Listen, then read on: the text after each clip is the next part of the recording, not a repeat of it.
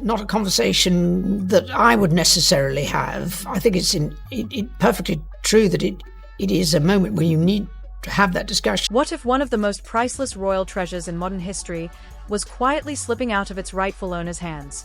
And what if the person accused of orchestrating it was none other than Queen Camilla herself? Tonight's story begins with a glittering symbol of royal legacy, an iconic tiara once given by Queen Elizabeth II to her fiercely loyal daughter, Princess Anne. A gift filled with history, emotion, and decades of royal tradition. But suddenly, that same tiara appeared somewhere it absolutely shouldn't have been. Not locked safely inside a royal vault. Not displayed inside a museum. But listed among the most exclusive items at a high-profile royal charity auction. At first, palace insiders dismissed it as a mistake. A simple administrative mix-up. Except, it wasn't. Because the paperwork claimed something shocking. That the late Queen Elizabeth II had supposedly left new instructions transferring the tiara to Queen Camilla. A final royal wish. At least, that's the story the palace wanted everyone to believe. But here's the problem. According to several insiders who spoke privately, Princess Anne had never heard a single word about it. And when she finally did, let's just say the famously composed royal didn't stay quiet this time. Because what started as a glittering charity event was about to turn into one of the most explosive royal confrontations in years. The whispers didn't start with a press conference. They started with a catalogue. A simple, glossy booklet sent to elite donors and collectors invited to one of the most prestigious royal charity auctions of the year in London. The kind of event where billionaires sip champagne, cameras flash non-stop, and priceless royal memorabilia quietly change hands for charity. Paintings once displayed inside palace corridors. Antique brooches from royal wardrobes. Historic artifacts tied to the long legacy of Queen Elizabeth II. But somewhere between page 27 and page 28, something appeared that immediately made one man freeze. The Fessin tiara. A breathtaking diamond masterpiece.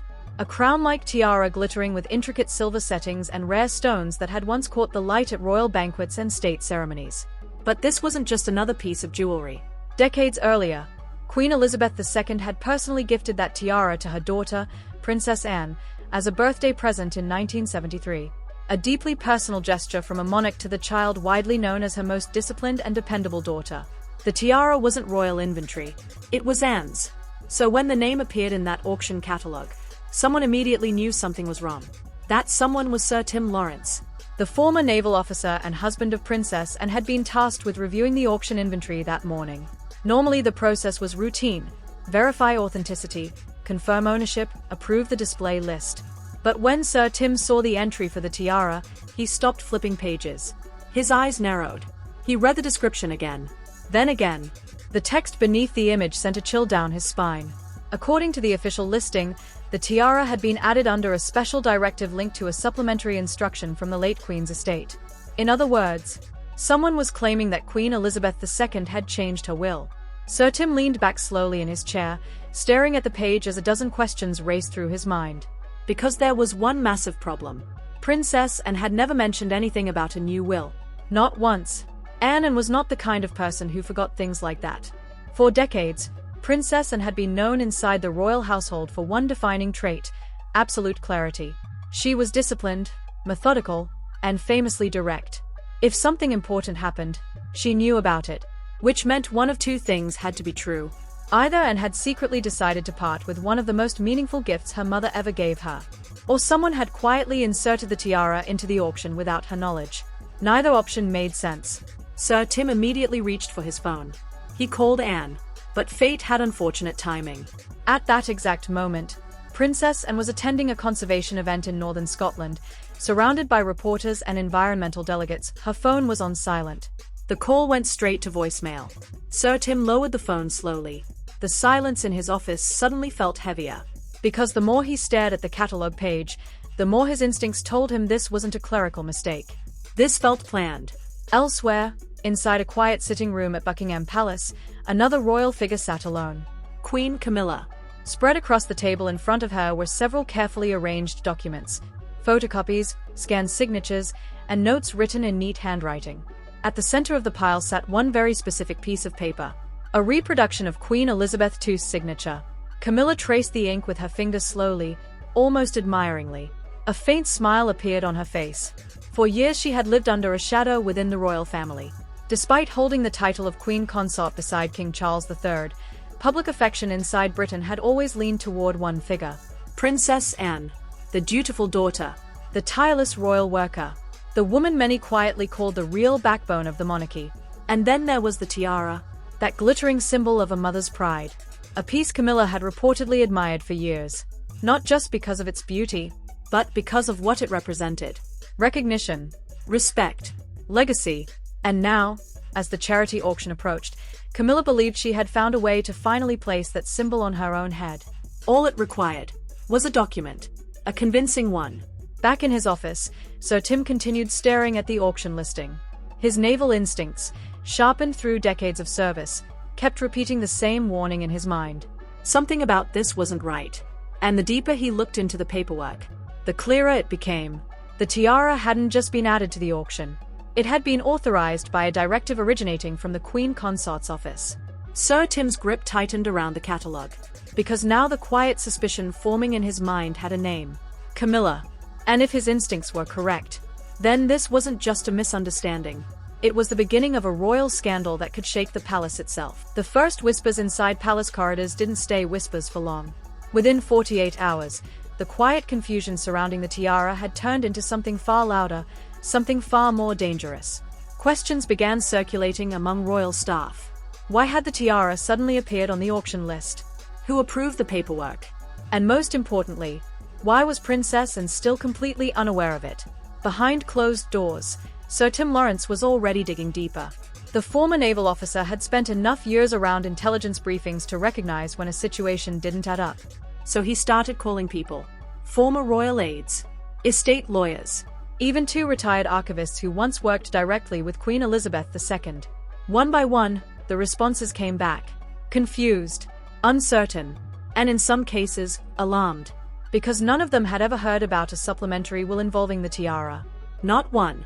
Which meant if such a document really existed, it had appeared very recently. But the scandal didn't stay inside the palace for long. Late one evening, a small royal gossip account on Twitter posted a single cryptic message: "Why is Princess Anne's tiara suddenly on a royal auction list? Something smells strange inside Buckingham tonight." At first, only a few hundred people noticed. Then a few thousand. And by the next morning, the internet exploded. Royal watchers began digging through old photos of Princess Anne wearing the tiara at state banquets. Influencers began posting dramatic reaction videos. And hashtags began trending across Twitter, Instagram, and TikTok. #RoyalTiaragate, #JusticeForAnne, #Who owns the tiara. Within hours, the debate turned into a full-blown digital battlefield. Some users defended Queen Camilla. One viral post read: "If the late Queen changed her will, then the tiara belongs to Camilla. End of story." But thousands of others weren't convinced. One tweet with over 2 million views said, "Princess Anne served the monarchy for 50 years without drama, and suddenly her mother's gift is being transferred to someone else? Yeah, that doesn't feel right." Then the celebrities started weighing in. A British television host posted, "Something about this tiara story feels very Game of Thrones." A famous actor joked online, "Next thing you know, someone's forging the crown jewels too." The sarcasm only fueled the fire. Soon even major news outlets began paying attention. Late-night panels on BBC discussed the mysterious will. Commentators on CNN questioned whether the royal estate had mishandled historical assets. And tabloids across the UK ran bold headlines: "The Tiara Mystery." "Royal Auction Shocker." "Who really owns the Queen's jewel?" Inside Buckingham Palace, the atmosphere was becoming tense. Staff whispered in hallways. Advisors exchanged worried glances during meetings. Because the deeper investigators looked into the paperwork, the stranger things became. Then came the second twist, and it changed everything. 2 days before the charity auction, a royal legal advisor quietly contacted Sir Tim with new information. According to internal records, the supposed supplementary will had not been filed with the Royal Estate Archives until August 2025, 3 years after Queen Elizabeth II had passed away. Sir Tim read the email twice, then a third time. Because if the record was correct, the timeline made absolutely no sense. A will couldn't be updated 3 years after someone died. Which meant one thing: the document might not just be suspicious. It might be completely fabricated. At that exact moment, the online world was already spiraling into chaos.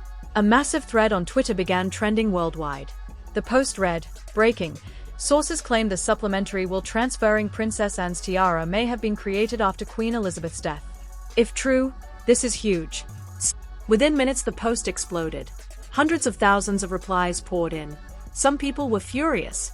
If someone forged the Queen's signature, that's criminal. Others dismissed the rumor. This is probably just palace paperwork drama. But the speculation refused to slow down. Even royal historians began commenting publicly.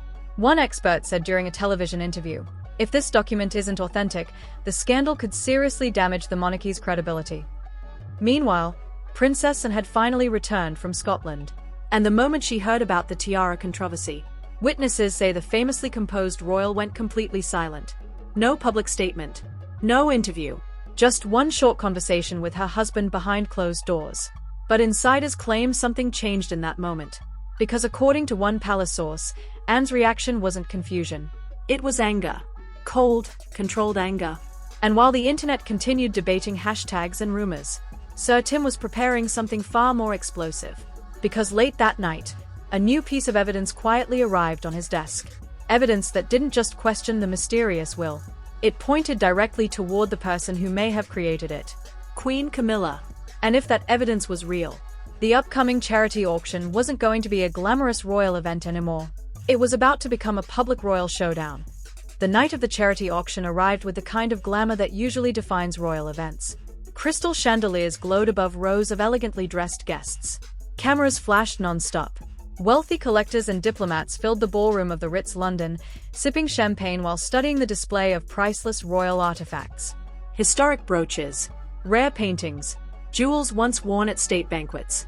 But everyone in the room knew there was one item drawing more attention than the rest. The tiara, the legendary diamond piece once gifted by Queen Elizabeth II to her daughter Princess Anne. Under the bright spotlight, the crown sparkled inside a secure glass display like a symbol of royal history itself. Yet beneath the glamorous atmosphere, tension was building. Because the controversy that had already exploded across Twitter and Instagram was now about to unfold live, in front of cameras broadcasting around the world. At precisely 8 o'clock, the host stepped to the microphone and welcomed the audience. Moments later, another figure approached the stage. Queen Camilla, dressed in a striking red gown. She paused beside the tiara display, her expression carefully composed. The room quieted immediately as she prepared to speak. "My late mother-in-law, Queen Elizabeth II, always believed in preserving the legacy of the monarchy," Camilla began, her voice soft but deliberate. She continued, explaining that a recently discovered supplementary instruction from the late Queen had clarified her wishes.